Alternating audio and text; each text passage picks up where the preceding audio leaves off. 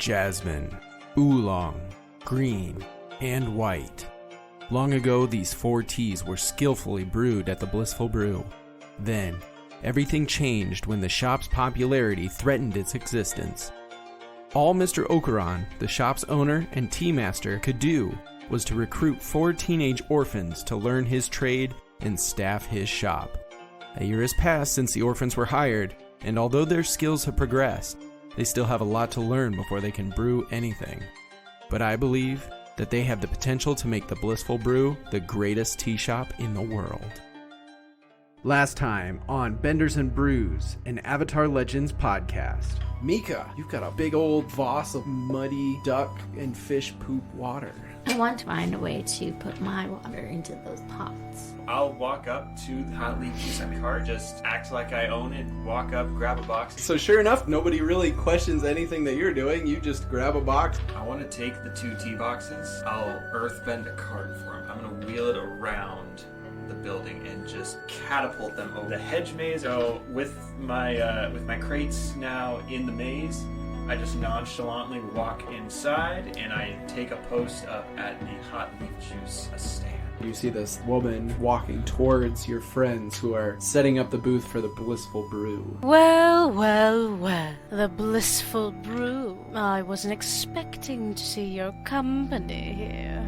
My name is Madame Yang, owner and CEO of Hot Leaf Juice.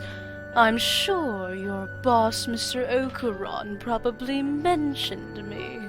Can't 2 companies coexist at the same party? Well, I suppose we have no choice now, don't we? You suddenly see the familiar face of Mr. Okuran making his way down towards you with a small cart filled with various ingredients. Well. I was told you would show up eventually. Oh, Madam Yang, Oh, you can say it, you old fool. You're not happy to see me, and believe me, the same can be said for you. No, it's, good to see you. We used to study together under a tea master. She was from a wealthy family. I was very passionate from a young age even about tea.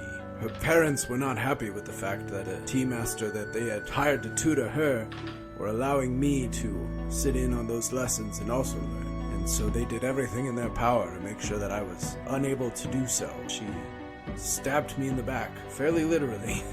So I had to flee, but thankfully that's where I was able to travel around the world and learn the tea skills and arts of so many different cultures and groups. I think it's you who wouldn't understand, given that you're little more than an employee at a dying tea shop after all. And welcome back, everybody, to Benders and Brews, the Avatar Legends real play or actual play podcast. I've heard both ways. I don't know what you guys think as far as that goes, but I hear actual play a lot more, so now I'm feeling a little silly about it that I've said real play this whole time. I don't know. It works either way as far as I'm concerned. Anyways, all that being said, just a quick little bit to our intro here. Connor, a.k.a. Broccoli, is out for the day. And he was unable to make it, which is okay. See him next time. But that's all right, because now that he's thrown the tea into the maze, as you might remember from last time, he's going to just be working away undercover for Hot Leaf Juice for the time being. So that's where we're going to have him at. And by next episode, when he's back, we should see where that ends up taking us. So other than that, let's kick things off with our intro. We got a couple announcements as well along the way. One of which is that we have a Discord now. So if you pull us up on any social media or inside of our episode information, things like that, you should be able to find a link.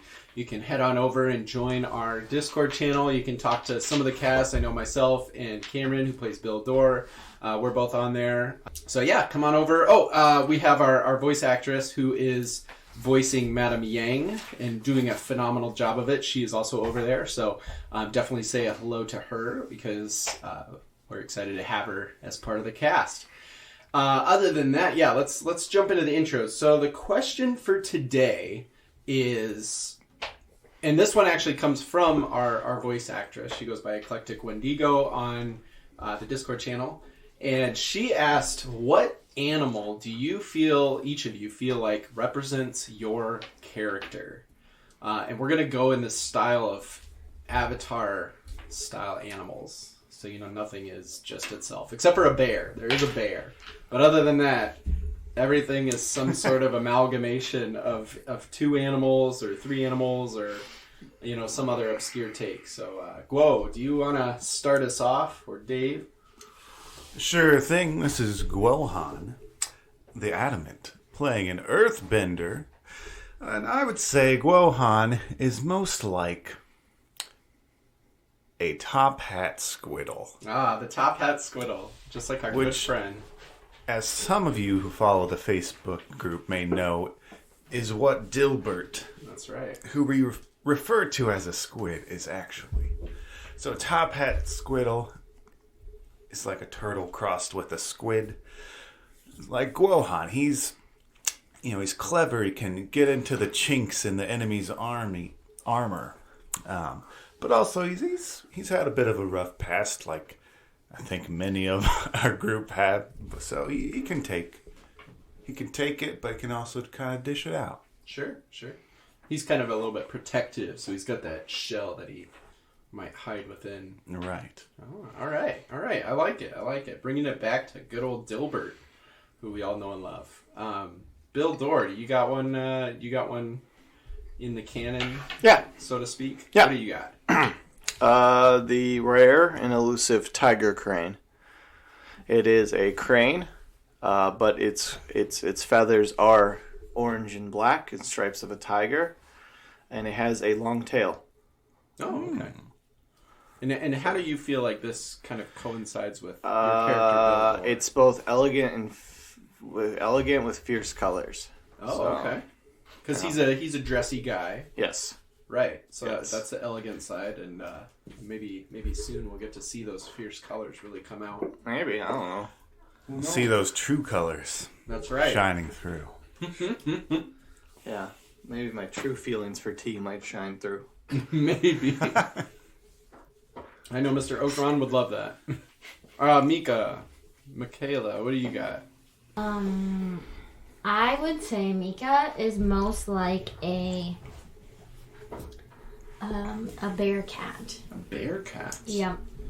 Tell me what it is about a bear cat that really says Meeka. Well, the bear part, she's grizzly on the outside. She has lots of experience foraging, kind of being a loner. The cat part, she's actually, I don't know if I can really say cats are sweet and cuddly, but, they have a softer side to them. A little bit of sass. Oh, yeah. So it's a bit of a survivor fighter, but then also kind of a little bit like a softer, but also kind of, what would you say the word is? Like a crafty side. Problematic. Okay. Probably problematic. Definitely a bit, at least. So awesome. That's how I describe cats. Yeah, no, that's true. They sometimes can be. It's every cat is different, as we know. I've got two very opposite cats in this house for sure. So awesome. All right, perfect. Well, I think it's time that we get started. All right, so as we left off last time, we've got two individuals, Bill and Guo, who are both helping Mr. Okuran set up and soon, once the party begins, start serving their tea to the various party goers. The party, of course, is happening at, and we hadn't talked about the name of the family that's hosting the party. We talked about the Shifu family that helps set up all the preparation and stuff like that for vendors and or not vendors, rather caterers. And the house itself, and you guys probably would have caught on to this either by talking to Mr. Okuran or either just seeing their name on things or something at the house. But the family is the Yotaku family that is actually hosting this. Why the party's happening, you're not 100% sure yet. You could maybe ask Mr. Okuran about that. Maybe he knows. But whatever the case, they haven't revealed that yet. On the other hand, we have Brock and Meeka, who have disguised themselves and sort of made themselves seem like members of the Hot Leaf Juice, which is their competition, which is who they are splitting the sort of catering needs for tea with during this event. So, Meeka, you just headed back, you headed away from the booth, the Blissful Brew booth. You had been talking with Mr. Okuran and the other two. They kind of made sure to say things to not, pass off the idea that you necessarily work there, although Mr. Okuran might have said a couple things, but nobody was around, so I don't think your cover is broken by any means. So, but you walked away to, quote-unquote, go change. So what is your plan? Where are you off to? I'm going to walk around. Okay. What were they doing inside again? When I left them? Yeah, Nothing so really? the two, you had tried to sort of mess with the water supply that they had in there. And in the process, you had caused a bit of a leak. And they were currently in the process of cleaning it up, trying to find where the water was coming from and things like that, and fix whatever that problem was. Otherwise, there's a handful of other employees that are just, kind of generally just setting up, the cups and setting those out, or if there's any, whatever tea ingredients haven't been thrown into the maze, never to be seen again, allegedly, by Brock earlier on today, they're prepping those ingredients. So just kind of finishing touches before the party begins. And what do I see, as I'm walking back inside? Because obviously that's where the bathroom would be. Okay. All right. So you walk back inside. Like I said, most people are just rushing around, putting the finishing touches on anything. You notice that there are a lot less staff members that are out and about because many of them have rushed off to the kitchen or kind of behind the scenes kind of areas to basically ready themselves for service during the party, whether that be, running dishes out to, the people out there, or could be anything. Could be grabbing towels for somebody, or, grabbing something for somebody's needs, or whatever the case. So it's pretty light as far as staff goes. Aside from, obviously, anybody that's there as a caterer. They are finishing any touches. There's a few foods, there's some people that are serving these, just several variations of meatballs. There's somebody that's serving your hors d'oeuvres. Ordi-ordies. The ordi-ordies. A lot of it's mostly hors d'oeuvres, little things. There's stuffed mushrooms. There's, I'm trying to think of more ancient style. There's ladyfinger cookies, some small cakes, lots of dessert item kind of things, small desserts, things along those lines. Parfaits. They've got fancy parfaits. Are there any fruit? Just straight fruit? Yep. So the staff, like I mentioned there, that was kind of running back. There are a handful of them that are doing things in the kitchen. And you kind of get the vibe based on some of the, you might even walk back there and they're not going to say anything about it. And as you kind of walk through the kitchen, you notice, some of the things that they're preparing. And most of what they're preparing is very basic stuff. So things like sliced fruit or whole fruit, if it's something like a strawberry or something like that. Sort of small things that someone could just kind of pick off a plate. Not so much anything that needs to be cooked or baked. They're leaving most of that kind of stuff to the caterers. A banana. Yeah. Sure. I'm going to take a banana. Okay. And I'm going to eat it while I'm walking back towards the hot leaf tea booth. All right. Perfect. So yeah, you're eating away at this banana. As you make your way back to the hot leaf booth, one of the employees sees you and they're like, "What are you doing? You're supposed to be over here getting things ready and you're just walking around eating a banana. We are running behind over here." I needed a little energy. Oh my gosh. Well, hurry up and get started. We need help with the cups. We need help with the water is a whole mess of a situation. We're trying to get that dealt with, but that just means that we've got other people that have run off and they're dealing with that. And then all of a sudden, as he's kind of berating you about things that need to be done, Madam Yang and one of her employees come walking in very quickly. They seem a bit anxious. And they come walking in, and Madam Yang looks around at everybody that's there, and she sees you standing there. She sees the person that's yelling, semi-yelling at you, standing there. And she looks over at the employee that's standing there with her, and she says, "You and you. I need you to go with Koval into town and bring me back some very important tea ingredients immediately." Okay, she points at me. Yes. Oh, man. Okay, I'm gonna look for a trash can to throw my banana peel in.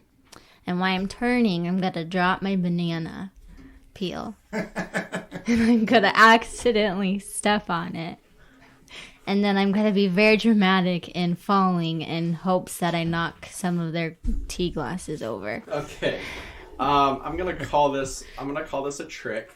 So roll for trick, which is creativity. Always 2. 9. 9, okay. So on a 7 to 9, you pick one. And you can make this... Well, I guess it would still be that. So I'm going to assume that they overcommit and they are deceived.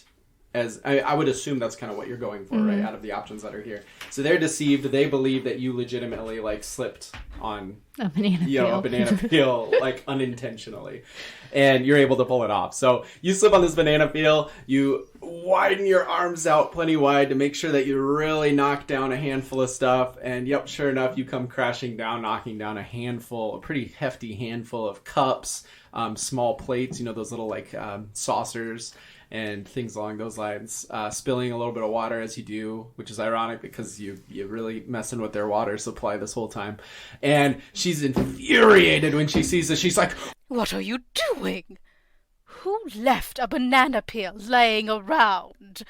We don't even serve banana peels." She starts yelling at one of the staff members that are like walking by. She sees that they have like a platter of fruit. "You there with the fruit! How dare you leave one of your filthy banana peels lying around near my stall for my employee to slip on? Do you not see how much damage you've caused me and my business?" It's like, "Oh, I don't know. I swear we weren't cutting any bananas out here. I don't know where it could have come from." And she says, "Ugh, you. One more slip-up like that, and you're fired. Now get out there and get me those ingredients." And she hands a piece of paper. It looks like a list of some kind to the employee that's kind of walking alongside her. And she's like, "I'm putting Koval in charge. He has a list of ingredients. You follow him and do exactly what he says. If I hear from him that either of you were slacking or not taking this task with the utmost of urgency, you will not be riding back to your jobs in Ba Singh Se." Okay, I'll walk out with him. All right, so the 3 of you head out. You start walking into town. As you're walking, the other 2 start... I mean, it's pretty quiet, honestly. They don't seem like they want to talk. In fact, they even try to push for everybody to kind of jog a little bit to really move the situation along. And where's this list that he has? It's just in his hand. Oh. He's got it rolled up, and he's just kind of holding it in his fist. So no pockets? No. Okay. Well, I mean, he might have pockets. It's just he doesn't have it in his pockets. And what's around on the path? We'll see a few trees here and there. It's not super heavily wooded. And then otherwise it just kind of turns into a little bit of a field on either side, but it's pretty short-lived because this house is not too far from town. It is like a big ornate fancy house, so it's a little bit on the outskirts. Just because there's so much to this, their yard and everything like that, so they want to have enough space to kind of separate from the poorer people. So it's not too long before you're in town. Yeah. And there's lots of people in town, I'm assuming, kind of? Yeah. I would say it's probably getting towards kind of like dinner time, so probably around maybe 5 or 6 o'clock in the afternoon.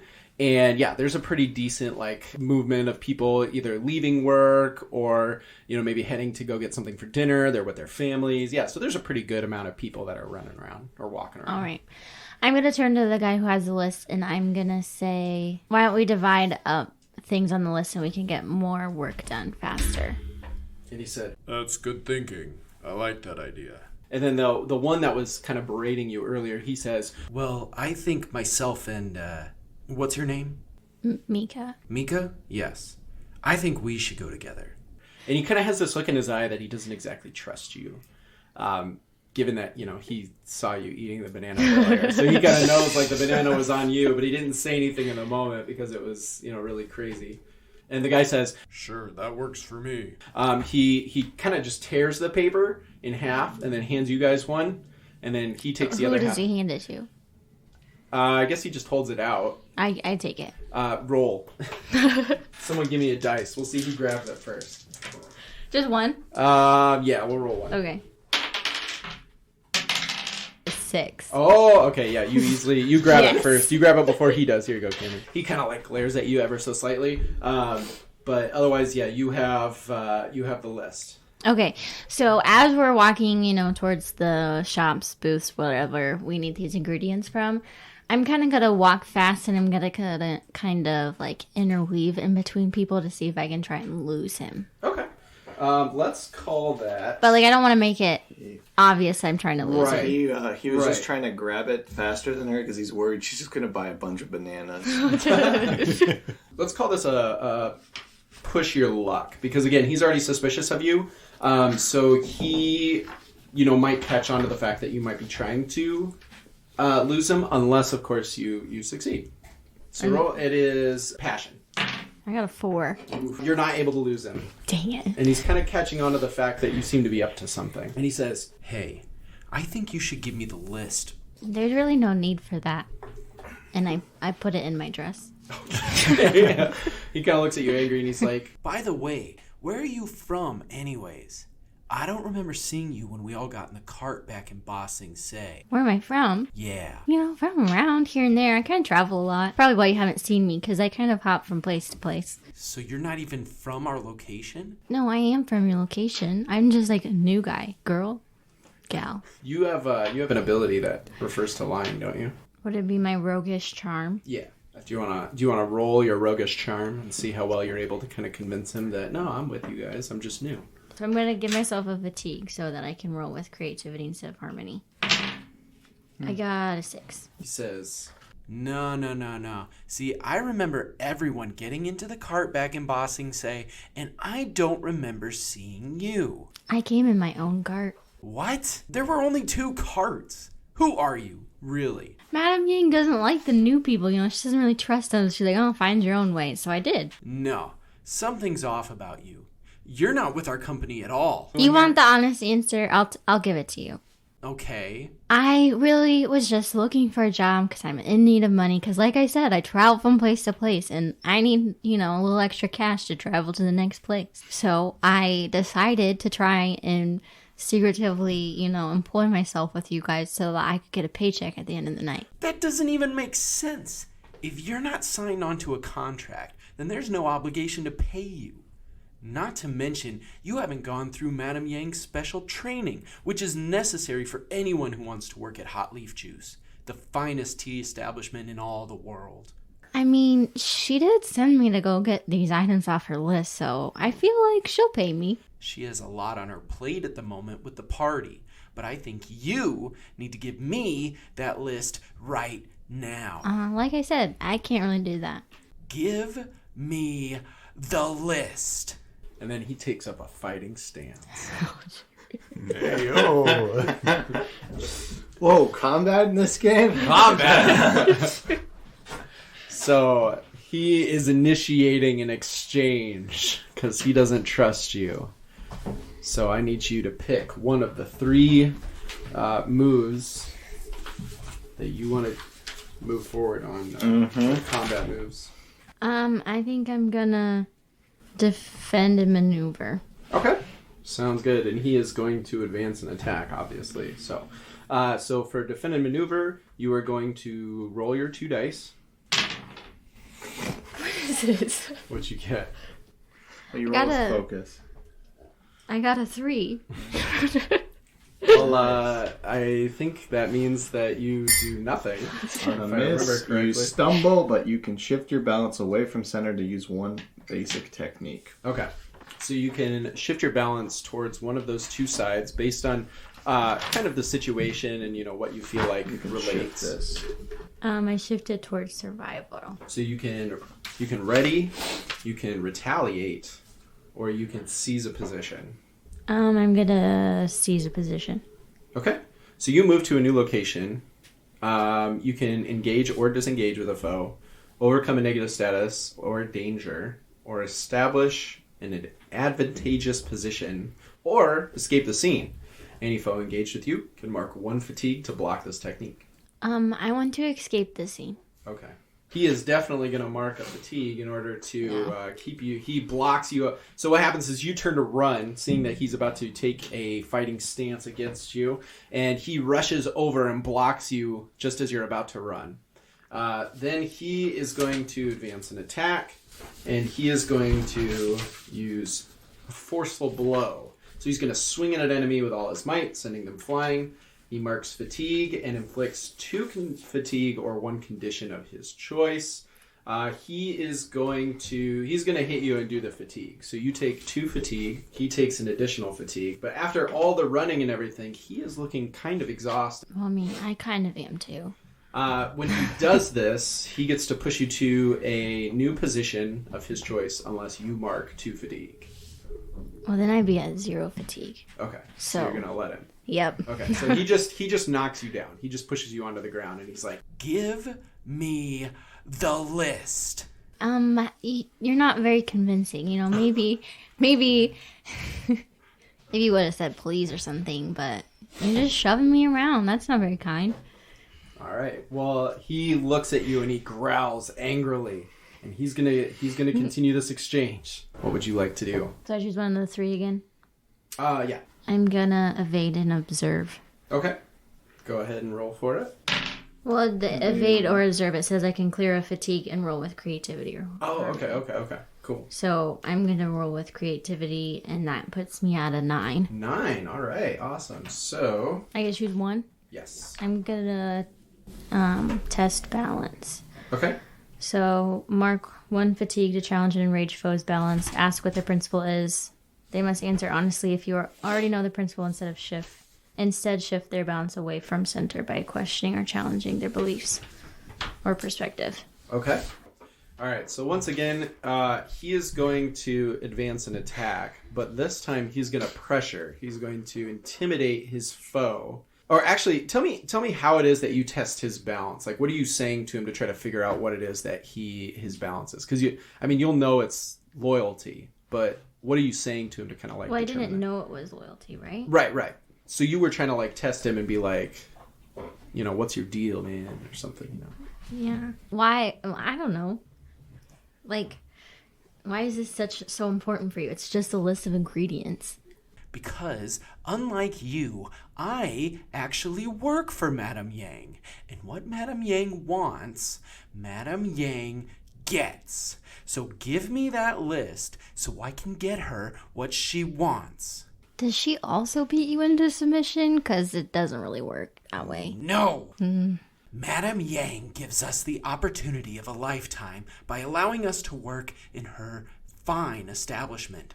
She pays very well. There are benefit packages, combat and bending training, which is why I know that I can take you out if you don't give me that list. Well, if you wanted to take me out, we can just go get the items on this list. What? No! Look, I don't trust you, so stop playing games. I know you're not with us. I so literally just give said I me wasn't. that I was just trying to find a job. Yeah, hence why I don't trust you. Help a poor, unfortunate soul. I don't owe you anything. I only owe Madame Yang something, and it's what's on that list. Well, why can't you show me the servitude that you show Madame Yang? That's not what I meant. Kneel before me, peasant. Pay me tribute. What are you talking about? I don't work for you.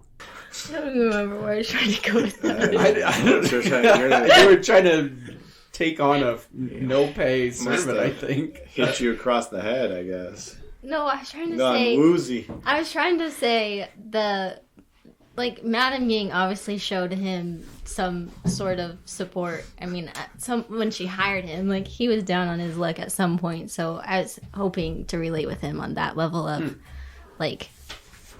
that's what I was trying to say, not what came out of my mouth. Okay.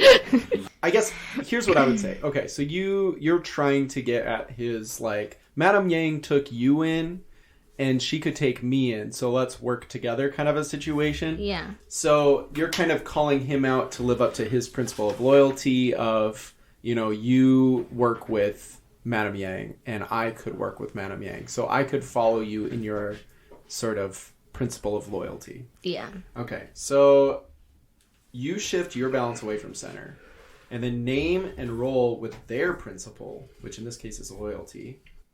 Okay, I got a 6. A 6, okay. So So he calls her out for her survival, essentially. Yeah. Principle. Basically, Okay. I see you want to survive.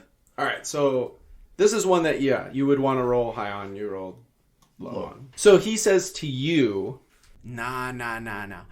You're just some kind of scammer or something. I don't know what you are, but you're not with us. So give me that list. Okay, since we're in combat, can I still use my water bending not on him? Yeah. So, like, I can use my sweat and, kind of muddle up the ink on the paper. Oh, okay. All right, so you're going to get it to him? Yeah, but okay. I just want to make it less legible, Right. Okay, yeah, so you, okay, so he calls you out, and he says... You better give me that paper and then scram. And I better not see you back at the party either. And so you use your sweat and you subtly bend it underneath you to make a puddle of mud of some kind. And you slap that paper into the mud and then you hand it to him. How about I just slap it into the mud and run away? Oh, okay. That works too. I mean, since he doesn't want me around anyway. No, that's fair. Yeah, okay. So you slap it into the mud. Roll me a push your luck as you try to, get out of there without him. Because he's already pretty upset. So if he sees you slap that into the mud, he might try something. I got an 11. Oh, wow. Okay, so yeah, you very much just slap it into the mud and then just... Threw it on the ground. Can't buy me leaf juice, man. Okay, yes. What yes, other exactly. lucky opportunity falls into my lap? A whole group of... there's a small parade of people celebrating the art of pebble juggling. Yes. That are walking by, juggling pebbles and small rocks in the air very excitedly. There's some music as they come through, and you run, like when you slap it in there and then you jump out of the way just as they're walking through, and so they cut off the possibility of him being able to chase after you without going around the whole parade at this point. So he picks up the thing in the mud, he looks at it, and then here's kind of a bonus opportunity too, is it is a mess. There's no way you could read that. And it's already soaked into the paper, so I mean it's completely illegible at this point. Alright, perfect. So I'm gonna cut over to our two boys over at the Blissful Brew stand back at the party. Alright, so you guys are setting up. You notice that, it's getting a little bit towards the time that the party's going to start. So you start noticing as guests are kind of filing in on carriages, on maybe on foot, a couple of them, not too many. Some of them are on those rickshaw. Yeah, they got some rickshaws. There's some people coming in on rickshaws with those nice little, they're roofed because obviously these are all pretty wealthy people for the most part. And so as everybody's filing in, you guys are finishing up, putting those finishing touches. Mr. Okuran is nimbly and expertly going through the ingredients, chopping things up, putting them into a mortar pestle situation and grinding things up, putting it all together inside of the big old barrel that I guess it'd be a metal pot more, that he's got a little fire going. He's getting the tea, starting to boil and stuff like that. And, he's just really getting everything ready. You guys are getting everything ready. Everything's looking really good, honestly, for you guys. You guys are doing a great job. And then as everybody seems, or as the, increase of guests is starting to kind of, wane out, the guy from earlier that you had talked to who told you where you guys could set up and everything, that kind of, manager of the servants, if you will, comes approaching you. And he says, If you could come with me, we are having the opening ceremony, and the Yotaku family requests that all individuals that are involved in any way be present during this opening ceremony. He has a few words he'd like to say, in thanks to everyone that has made this party possible before we kick things off. Do we have to? Well, I know some vendors feel if you want one person to stay behind, that's fine. At the very least, Mr. Okuran, but it would be nice to have a employee present or something. I look over to Bill Dorn, thinking, I don't want to get stuck with all the work here. Sure, I'll go with, I guess. Okay. I'm fine staying. Yeah, someone's got to watch this place. I'm sure Mr. Okuran wants to go. Yeah. So okay. I'll stay and defend this thing. All right. Because I don't. And he leans over to Guohan. He's like, I don't want them to do to this place what we're doing to them right now. Oh, good looking out. Yeah. All right. And then as they walk away, as they get their stuff and walk away, Bill Dorr readies, he gets his bow staff and he kind of puts it under the at his feet under the table, so he's ready. Okay. If he wants to grab it. Well, since you explicitly said that, I'm going to have you mark that you are readied, which is a condition. He's putting it on his foot. Yeah. So that if he needs, he'll flick it up with his foot straight into his hand. So he's just ready automatically. Okay, perfect. So basically, I'm not going to make you mark a fatigue for it because, you're not really doing anything to ready yourself. Yeah, it's outside of combat. But what I am going to say is that you will get a +1 at any point to assess a situation. Oh, okay. Given the tea area that you're, just kind of the immediate area surrounding the Blissful Brew booth. Gosh. Blissful Brew booth. Is there any difference, or what would be the differences between our setup and the hot leaf juice? Sure. I guess I'm picturing theirs is more of a Starbucks, yes. Very professional, and ours is more of a home feely. Yes. No, you are 100% correct. So yeah, yours is so he brought everything in on a hand cart, which is kind of sitting behind you guys. It's just got a couple of barrels and crates inside of it, just with a couple residual ingredients or something along those lines. And that's just kind of sitting, maybe a few feet away from your little stand setup, which is sort of just maybe 3 kind of tables with a cheap tablecloth kind of thrown over them. It's got cups that aren't necessarily marked with the Blissful Brew logo. They're just kind of generic plain cups. Like I said, there's the large... so he's boiling the water off onto the side on a little campfire almost. And... He has a large barrel with a spigot in it, and that's what he's gonna pour it into once it's steeped and everything like that, and it's ready to go. So then he puts it in that, and then he drips it into it. He has chopped fruit that's kind of laid out really nicely because that is used to. Some of it goes into the tea directly, and then some of it actually just kind of decorates the cup. So they take a slice of this fancy looking. It's called a cherry mango, and he kind of sets that on the cusp of the cup to kind of decorate it and things like that. So that'd be the major difference. But as you go inside, which is where they're leading you, for the opening ceremony, you can kind of see. So you walk in, and it's just the very ornate entry room, with the 2 giant staircases kind of curving around, very Cinderella-esque almost, very just decorative. Obviously everything's there that's themed for the party and everything like that. There are a lot of bright colors, very summer feel, and there's a reason for that, which I'll get to here in a moment. And you can kind of see off to the right, which is, big, it's not like a doorway, it's just a big opening into the next room. That's where the ballroom is. And you can kind of see out of the corner of your eye, the hot leaf juice setup, which, like you had said, is a very much more fancy, ornate. These aren't just, card tables that are kind of casually made. These are fancy display booths. They have roofing over the booth that kind of decorates it and things like that. It adds an awning. All their cups are all marked with the hot leaf juice logo, all this fancy stuff. They have very ornate serving jugs. So they're not even serving it out of a barrel and a spigot. They've fill the jugs themselves, and then from the jugs they pour that into the cups. So yeah, it's just a lot of, like you said, very decorative comparatively. As you step inside with Mr. Okuran, who seems very excited. Oh, don't worry. Well, this is very normal. The Yotaku family definitely always likes to make a big thank you out of everything that they do and for these parties and such like that. So they're very good people. Minus obviously the strange contract incident, I guess, that happened involving our original contract. But I think that was more of the Shifu family. You know, I think it's less to do with the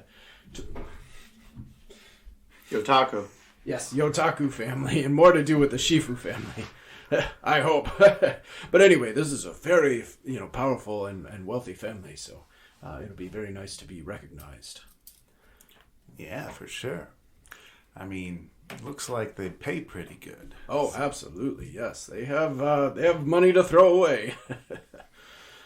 And so as you guys, are gathering and all the guests have gathered and stuff like that, it seems like most of the staff is kind of pushing for the caterers to kind of stand on the sides of the room, whereas the guests are all kind of in the center of the room.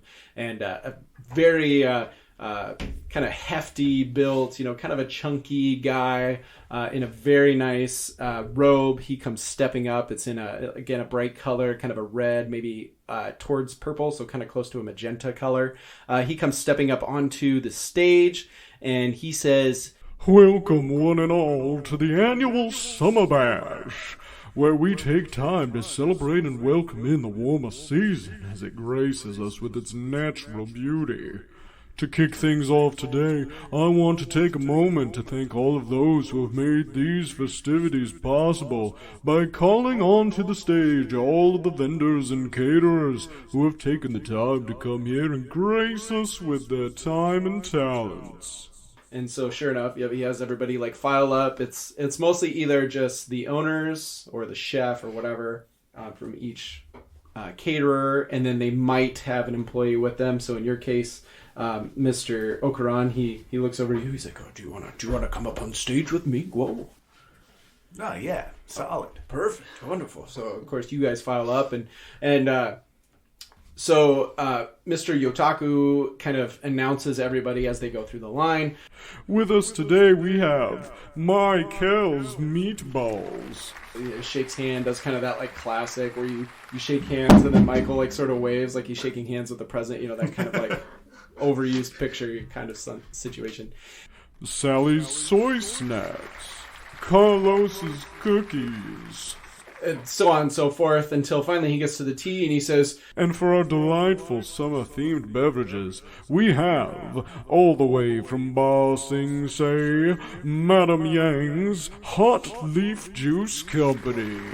And she stands up. She has changed into something a bit more ornate, again, more towards the color scheme. Before she was wearing, I believe it was kind of more of a brown and green theme, sort of a traditional earthbender color, having come just from Ba Sing Se, and now she's changed into a very much more fitting to this party with the summer theme, so brighter colors, reds, maybe some greens, but more lighter greens, things along those lines, yellows for sure. And she shakes hands, she smiles, and then all of a sudden, next to him this whole time has been the head of the Shifu household, and he's just standing there in his suit, and then he sort of leans forward to the Yotaku family head, and he starts whispering, and you can kind of hear, "What? What do you mean? There's another one? Blissful Brew? Well, they weren't supposed to be here. Well, what was the mix-up? I don't understand, but this party needs to keep going, so just keep this on the down low, we'll play along. And I'm told that, in addition to their wonderful tea, we have a local, much more quaint tea shop. Some of you may recognize Mr. Okuran's Blissful Brew tea shop." And he comes up, he's like, you hear a little bit of clap. Everybody's kind of just doing a courtesy clap for each person that's gone through, just really care that much, but it's the right thing to do. And so he steps up and he shakes hands with them and he waves at everybody, and then he gestures to you, feel free to come on over and shake hands with the Yotaku head of household. Yeah, I walk over and I shake his hand and I kind of raise my fist in a Victory, gesture. Yeah. Yeah. And people kind of dig the energy. They're like, okay. The applause kind of grows just a little bit louder. Awesome. And then you guys go back to and then he's like, "Once again, thank you to everyone that we were able to get on our roster to be here and to serve all of you fine guests. Now, on to the festivities. As many of you know, I am an avid mask collector, spirit masks, festival masks, masquerade masks. I'm truly smitten with the things. So, as a special event tonight, and as specified on your invitations, you've all brought a secondary outfit to this party. Those outfits have been taken to rooms throughout my mansion, once again as specified on your personalized invitations. Now please, head to the room where you will find your secondary outfit and change into it. You will also find in that room a variety of masks that you can choose from my personal collection. Take yourself a mask and put it on. The game will play like this. Each person will now be disguised so that no one knows who they are, as they will have on a new outfit and a masked face. It is your duty, through clever clues, vocal recognition, and even the potential slip-up from others to determine those behind their masks. If someone calls you out, you must remove your mask and you are out of the game. But not out of the party, of course. Feel free to enjoy yourself and socialize with those around you. For those still in the game, though, the participants will whittle down gradually throughout the night until only one masked member remains. That individual will be pronounced the winner, and take home a nice bag of 250 yuan. A small prize, I understand. But this is meant to be fun, and I didn't want to spoil that with actual riches. Now, get out there and get to guessing. May the summer festival begin! And so the party starts to head out, and you and Mr. Okuran rush back over to the booth. In the meantime, while you guys were doing that, Bill, I'm going to have you make that assess the situation roll. 11. 11. Wow, okay. Awesome. So you can ask 2 questions, and you also get a plus 1. I have a -1, and I added 1, so helped out with that. Ingredients? I'm worried that what we're currently doing, the hot leaf juice may do to us. Right. So what the biggest threat to RT? Sure. So, yeah, the ingredients that you guys have for backup, obviously, the extra ingredients, because it's going to be a long night. Mm-hmm. There's a good chance that we're going to probably need those ingredients just because they're not in the tea, right now. Plus, that knowing that Brock, or at least knowing Brock was attempting to sabotage their ingredients, if they run out, you guys are going to be the ones that'll have to step up and, supply the rest of the tea for the night. That was the idea. Exactly. Alternatively, I would say, obviously, your dishes, that's a big hazard. If anything happened to all your dishes and you weren't able to serve tea in something, that would be a problem.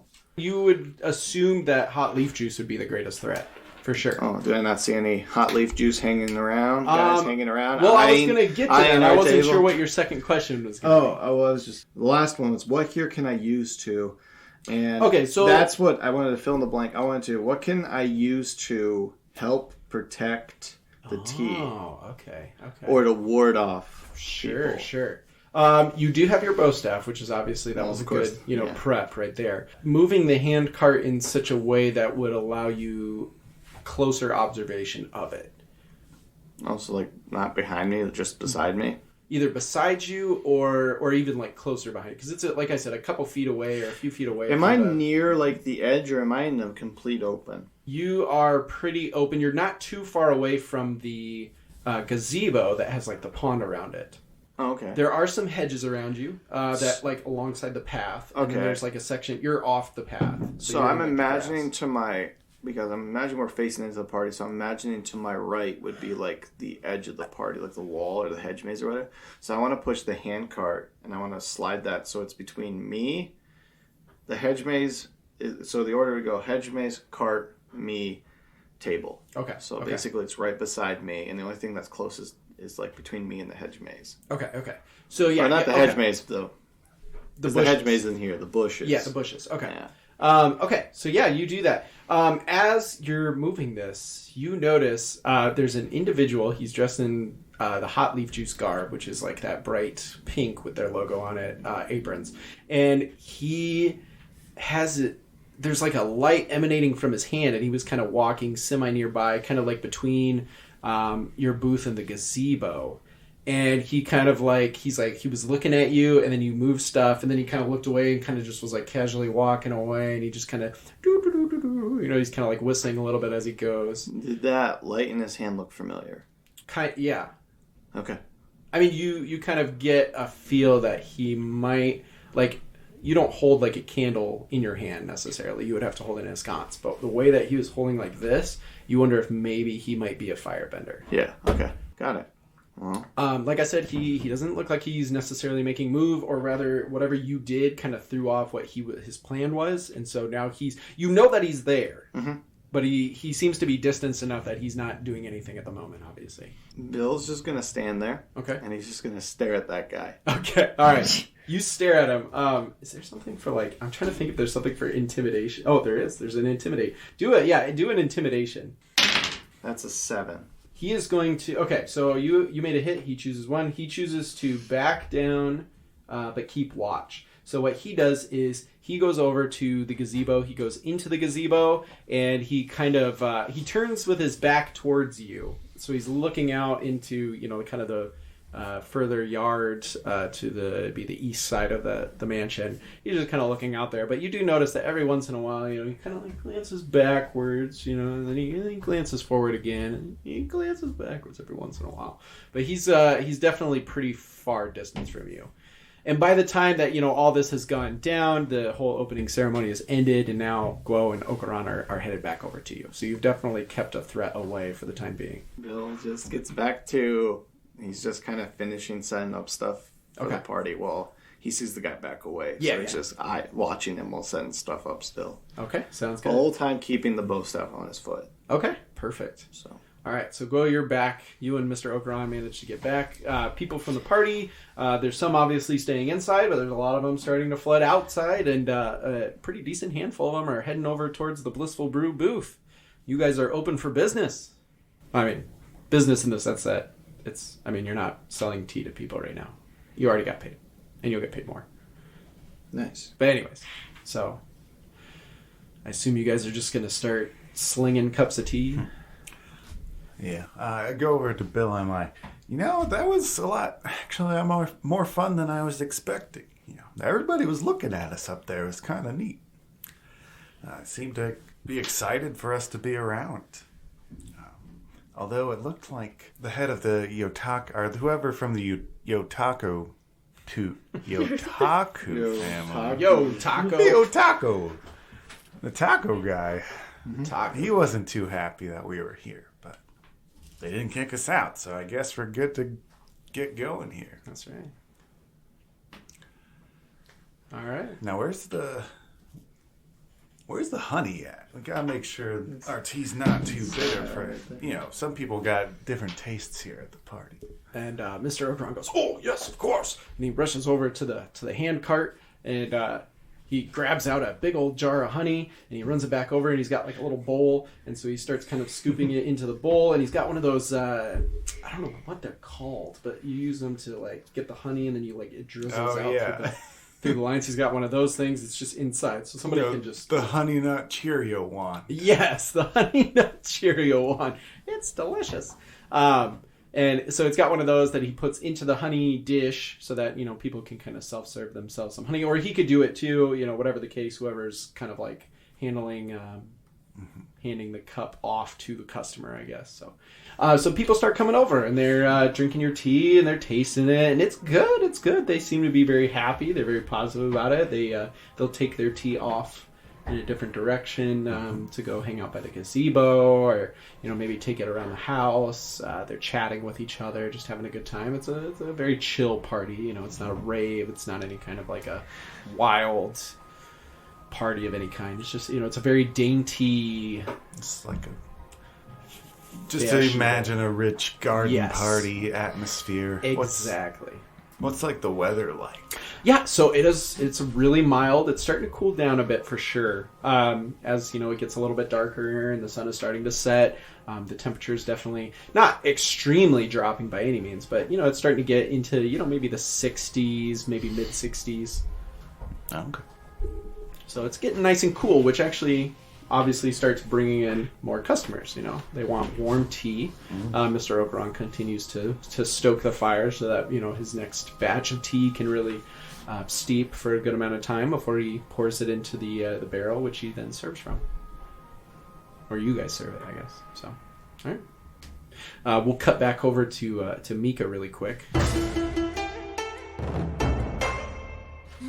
So now that you've escaped and you've kind of sabotaged half of their ingredients list, where were you planning on heading? Well, I would head back either to the party or back to Blissful Brew. Okay. Because if I go back to the party, then I run the chance of meeting the guy again. Sure. So I feel like if I'm leaning more towards survival, then I probably would just hide out in the Blissful Brew until... But then I also want to communicate to my teammates that I'm exposed. Okay. So I guess I'll hang on the outskirts of the party to see if I can try to talk to them without being seen. Sure. Yeah. You can try to find your way through the hedge maze to the area right behind us. Maybe I'll find broccoli. There you go. You kind of take the long way around town, and then make sure that he doesn't catch back up to you, the guy that you kind of had a exchange with earlier. And you finally make your way to the outskirts of the party, and you see the Blissful Brew crew. You can head over to them. They do look like they're serving some customers. It's not like wildly busy. They're not like rushing to get everything done, but there's a handful of customers, and they're like happily pouring, and you can see smile on both the Bill and Guo's face and Mr. Okuran's faces. People seem to be chatting with them a little bit, and like, oh, this, someone sips it and goes, oh, you see them like their face perks up, and they're like, oh, this is very good, and Mr. Okuran's like, oh, you're so kind. Some of that kind of stuff. You can just see that, in the faces. So. Okay, I guess I'm going to nonchalantly, walk over to who's ever closer. Preferably not Mr. Okuran, because he doesn't know our plan. Mr. Okuran is pouring the tea, so one of you would need to, keep making sure that the fire is being stoked, and then the other one is maybe asking customers what they want in there, like if they want honey or something, and then handing it off to him. So he's pouring it, hands it to you. One of you guys, which one? I would be the one serving customers, because that's already what I do, yeah. Perfect. So Guo, you're over there kind of stoking the fire, making sure, mixing the tea, stirring that, and everything like that. So I assume you might go over to him? Yeah. Okay, perfect. All right. Hey, Guo. Hey, bro. Oh, hey. Meeka, you're back. Yeah, my cover's been blown just a little bit. Tiny bit. A lot of it. Like your apron ripped or something? I noticed you're not wearing it still. Don't let Mr. Okuran. Or are you wearing it? No, I don't. I never put it back on. If she was wearing it, I think the guy who beat her up would definitely know that she was lying about who she was working with. And Madam Yang would not have sent me to go get the ingredients. So hot leaf juice. Just ignore my Blissful Brew apron. Yeah, I just found this on the ground. No, but what happened? Well, I was posing as a hot leaf juice employee, and they know that I'm not, and they know that I'm trying to sabotage them. So, oh no, yeah, that's what I meant by my cover's been blown, not that my apron's torn. I see. What were you guys able to do so far? I don't know. Broccoli went to go help unload their ingredients, and not all of them came back inside, so I'm assuming he did something with that. I accidentally tripped on a banana peel and broke some of their cups. So Classic. The old banana peel smash.